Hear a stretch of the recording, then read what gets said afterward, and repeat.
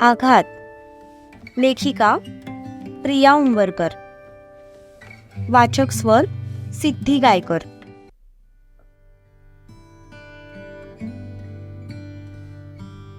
मी विचारलं की तुला मी कसा वाटतो. सूर्याने सरळ सरळ तिला विचारलं.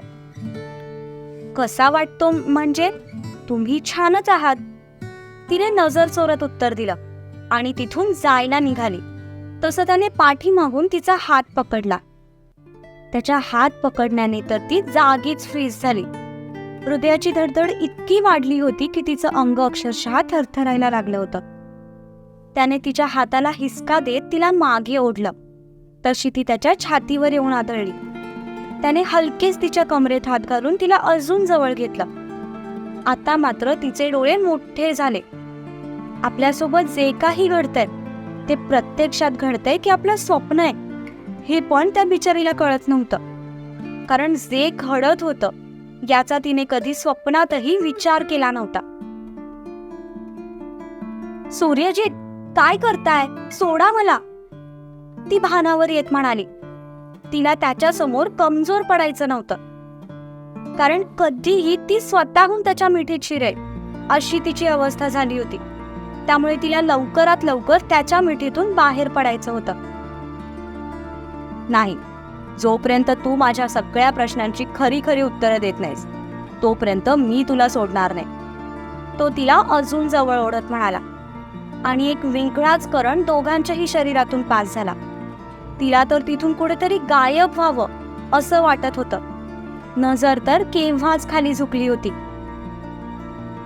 मला सांग, काय झालंय तुला? आल्यापासून बघतोय, नाधड माझ्याकडे बघतेस, नाधड नीट बोलतेस. फोनवर तर किती फ्री बोलत होतीस. आधी आपण एक दोनदा भेटलोय सुद्धा, तेव्हाही व्यवस्थित बोलली होतीस. मग आज का अशी वागतेस, एवढी तुटक? तो नजरेनेच तिला जाब विचारत होता. जणू काही ती आपली हक्काची व्यक्ती आहे हे आता त्याने डिसाइडच करून टाकलं होतं.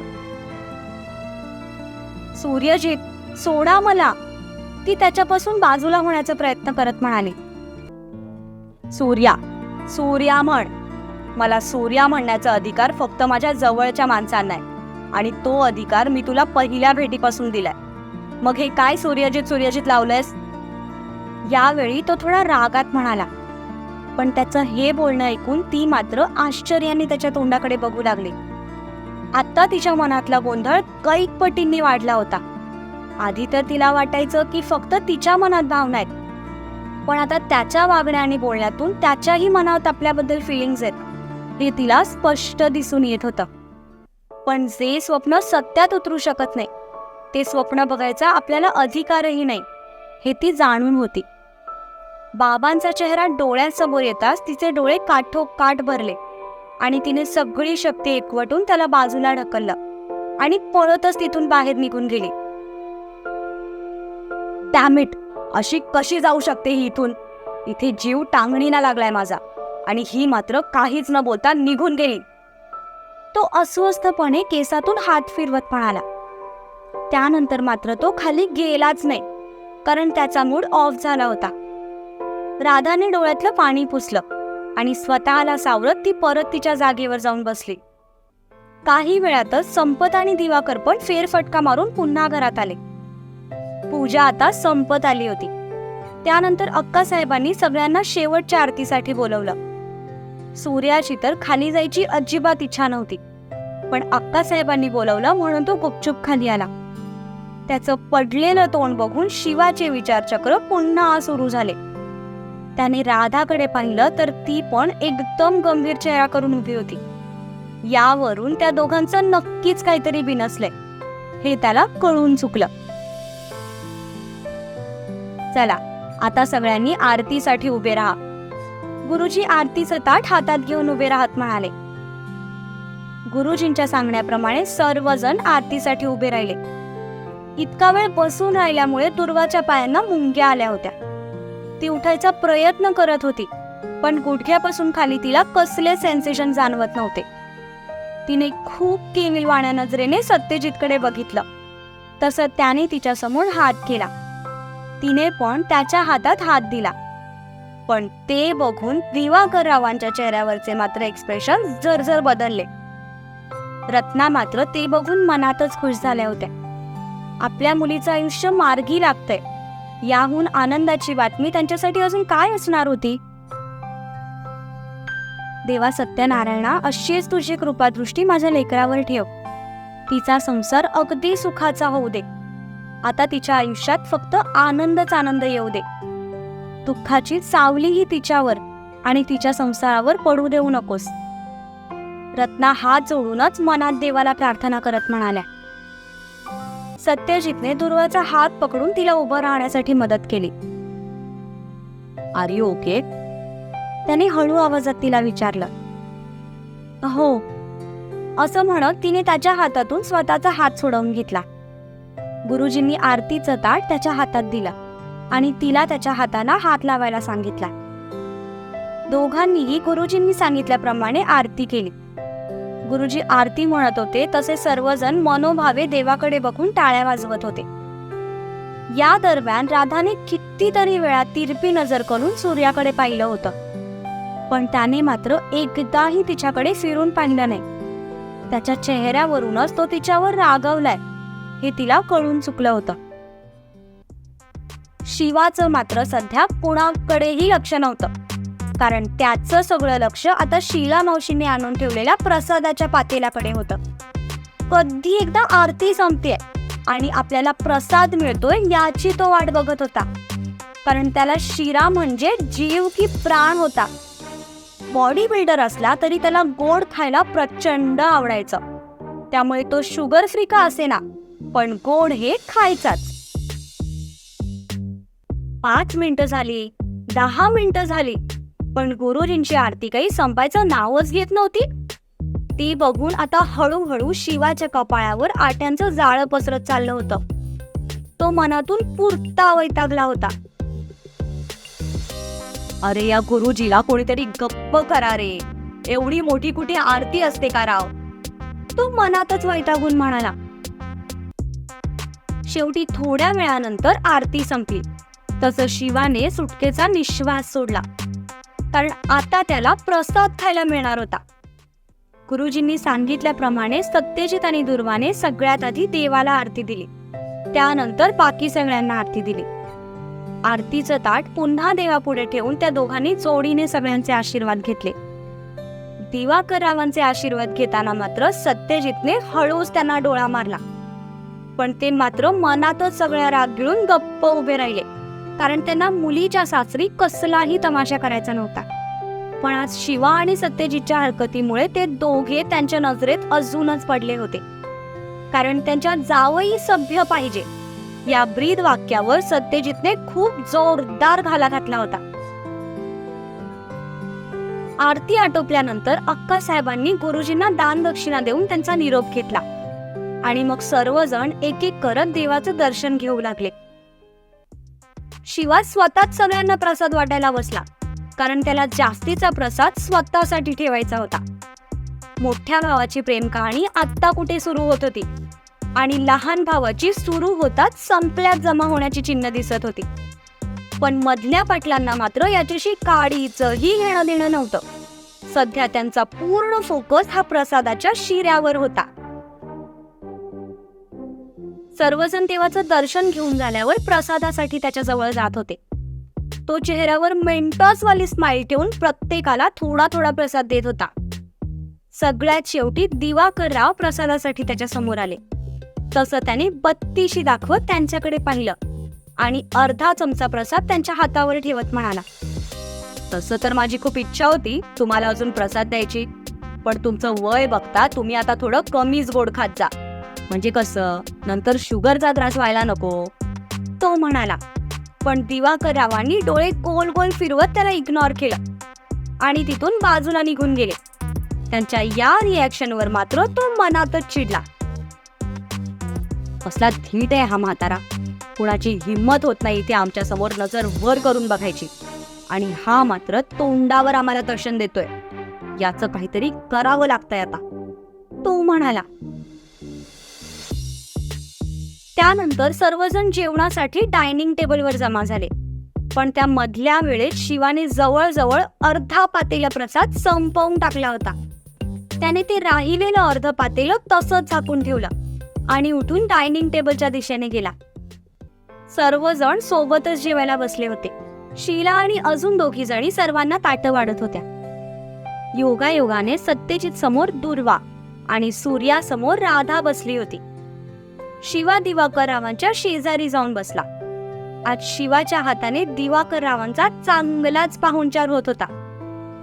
दिवाकर रावांच्या एका बाजूने शिवा होता आणि दुसऱ्या बाजूने सत्यजित बसला होता. ते समोरचं चित्र बघून रत्नाला मात्र खूप हसायला येत होतं. त्यांना शिवाबद्दल एवढं काही माहित नव्हतं, पण सत्यजितला त्यांच्यासोबत बसलेलं बघून तो बंदूकवाला किस्सा आठवला त्यांना. पण त्यांनी खूप मुश्किलीने स्वतःचं हसू कंट्रोल केलं. सगळ्यांना ताटं वाढली गेली. करा आता सुरुवात, अक्कासाहेब म्हणाल्या. तसं सर्वांनी जेवायला सुरुवात केली. दिवाकर रावांची अवस्था मात्र थोडीशी बिकट झाली होती. आपल्या दोन्ही बाजूनी 2 बॉडीगार्ड बसल्याचा फील सध्या त्यांना येत होता. सत्यजित तरी शांतपणे जेवत होता, पण शिवा मात्र मध्ये मध्ये त्यांच्याकडे बघून विनाकारण बत्तीशी दाखवत असायचा. त्यामुळे बिचाऱ्या दिवाकर रावांना जेवणाकडे सुद्धा नीट लक्ष देता येत नव्हतं. एकदा तर डाळ म्हणून त्यांनी पाण्यातच चपाती बुडवून खाल्ली. शेवटी वैतागून त्यांनी आता कुणाकडेच बघायचं नाही असा मनाशी निश्चय केला आणि जेवणाच्या ताटावर लक्ष केंद्रित केलं. दिवाकर राव शांतपणे जेवत होते. त्यांनी 2-3च घास खाल्ले असते. तितक्यात शिवाने फुर्र असा आवाज केला आणि वरणाची वाटी संपवली.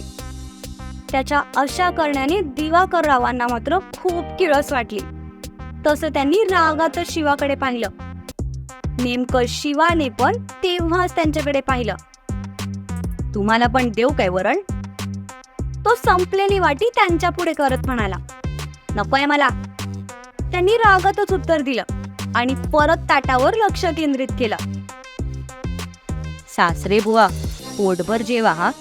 काही हवं असेल तर बिनधास्त मला सांगा. आम्ही आलेल्या पाहुण्यांना उपाशी ठेवत नाही हा.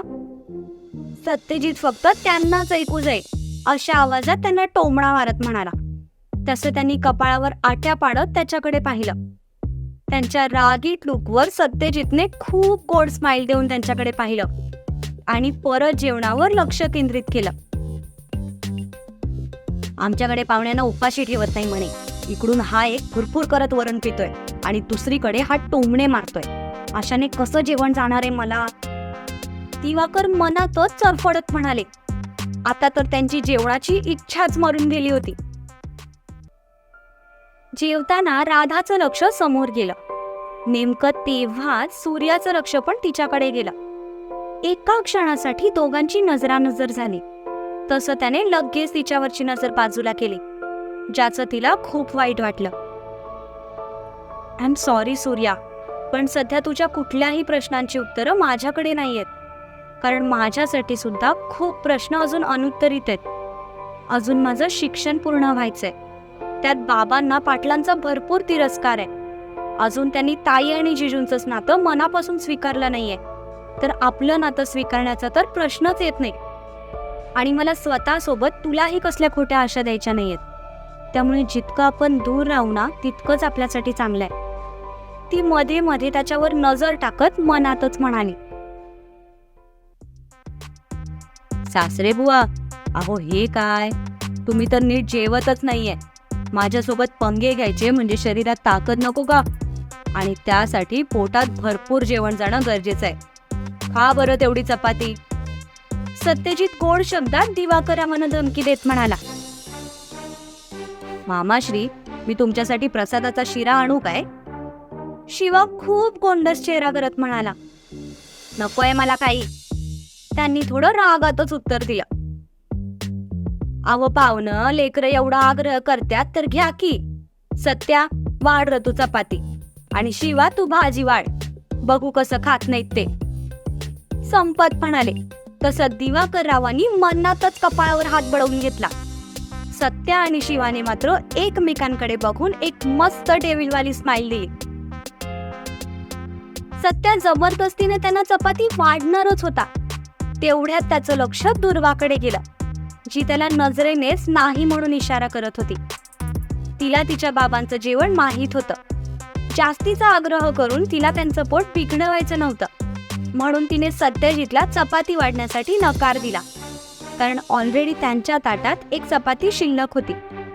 आणि बायकोचा इशारा बघून सत्यजितने लगेच हात आखडता घेतला आणि उचललेली चपाती पुन्हा खाली ठेवून दिली. शिवाने पण त्यांचा हा नजरेचा खेळ बघितला. म्हणून मला लग्न करायचं नाही, नाहीतर हे असं बायकांच्या पुढे पुढे करावं लागतं. त्यापेक्षा पोरींना हाय हॅलो करा आणि दुसऱ्या दिवशी शाल आणि श्रीफळ देऊन त्यांना सन्मानपूर्वक टाटा बाय बाय करा. म्हणजे कसं, डोक्याला शॉट नाही. तो मनातच म्हणाला. सगळ्यांची जेवणं पार पडली. जेवणं झाल्या मात्र सूर्या लगेच त्याच्या खोलीत निघून गेला. राधा भरल्या डोळ्यांनी त्याला वरती जाताना बघत होती. सूर्या मस्तीखोर होता, पण त्याच सोबत खूप इमोशनल पण होता. तिने स्पष्ट नकार दिला असता तरी त्याने एक वेळ चालवून घेतलं असतं, पण ती काहीही न बोलता निघून गेली. याचं त्याला जास्त वाईट वाटलं. एक मित्र म्हणून तरी तिने आपल्यासोबत मनातलं शेअर करायला हवं होतं असं त्याला वाटलं, आणि याच गोष्टीने तो हर्ट झाला होता. म्हणून आता तो तिला सपशेल इग्नोर करत होता. पण तिला इग्नोर करताना तिच्यापेक्षाही जास्त त्याला त्रास होत होता. त्यामुळे त्याने तिथून निघून जाणं पसंत केलं. शेवटी सगळ्यांचा निरोप घेऊन निंबाळकर फॅमिली त्यांच्या घरी जायला निघाली. निघताना अक्कासाहेबांनी रत्नाला हळदी कुंकू लावलं आणि तिघांसाठी आणलेल्या भेटवस्तू त्यांना दिल्या गेल्या. रत्ना तर नाहीच म्हणत होत्या, पण अक्कासाहेबांनी खूप आग्रह केला, त्यामुळे त्यांचाही नाईलाज झाला. दिवाकर रावांना मात्र त्यांच्याकडून असं काही घेणं अजिबात आवडलं नव्हतं. पण पाटील किती अडमोठ्या जातीचे आहेत हे एव्हाना त्यांनी चांगलंच ओळखलं होतं. त्यामुळे त्यांनी गप्प राहणं पसंत केलं. दुर्वा आणि बाकी घरच्यांचा निरोप घेऊन निंबाळकर फॅमिली निघून गेली. सत्यजितने ड्रायव्हरला पाठवून तिघांनाही घरी सोडून यायला सांगितलं, कारण आता त्यांच्याकडे सामान होतं. गाडीत बसायच्या आधी राधाने मागे वळून एकदा वाड्यावर नजर टाकली. निघताना तरी तो दिसेल अशी एक वेडी आशा तिच्या मनात निर्माण झाली होती, पण तिला तो दिसला नाही. त्यामुळे ती हिरमसून गाडीत बसली. पण तिला हे माहित नव्हतं की कोणीतरी खिडकीतून एक टक तिच्याकडे बघत होतं. गाडी निघून जाताच त्याने जोरात भिंतीवर मूठ आपटली आणि म्हणाला, ती मला अशी इग्नोर करू शकत नाही. तिला स्पष्ट बोलावंच लागेल. होकार नाही दिला तरी चालेल, पण नकाराचं कारण मात्र तिला सांगावंच लागेल. तो म्हणाला,